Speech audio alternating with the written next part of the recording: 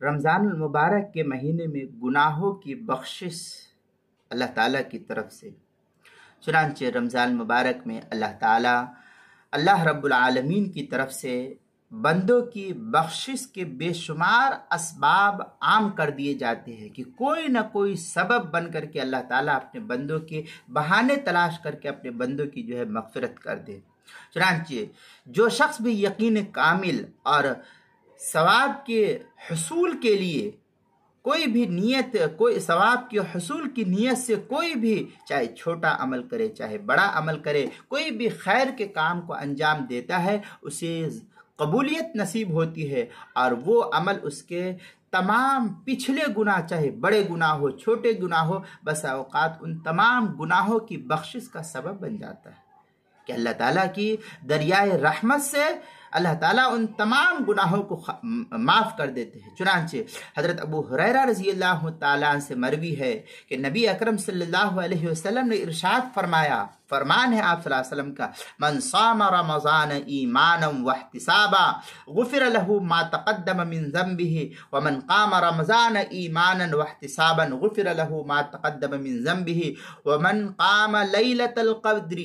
ایمانا واحتسابا غفر له ما تقدم من ذنبه۔ اس طریقے کی عبارت بخاری وغیرہ کے اندر، مسلم شریف، مشکات وغیرہ کے اندر ہے۔ بخاری شریف پہلی جلد صفحہ 255 حدیث نمبر 1863، بخاری شریف پہلی جلد صفحہ 255، مسلم شریف جلد نمبر 1 صفحہ نمبر 259، مشکات المصابیح پہلی جلد صفحہ 173 پر اس کو نقل کیا ہے، جس میں اللہ کے رسول صلی اللہ علیہ وسلم نے فرمایا کہ جو شخص ایمان اور طلب ثواب کی نیت سے رمضان کا روزہ رکھے، اس کے پچھلے گناہ بخش دیے جائیں گے،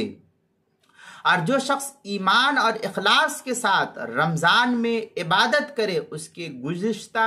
معاصی معاف کر دیے جائیں گے، یعنی گناہ معاف کر دیے جائیں گے۔ اسی طرح جو شخص شب قدر میں ایمان اور احتساب کے ساتھ اللہ تعالیٰ کی عبادت میں مشغول رہے گا، اس کے بھی پچھلے گناہ معاف کر دیے جائیں گے۔ کتنی بڑی فضیلت اللہ تعالیٰ اپنے بندوں کے لیے کہہ رہا ہے،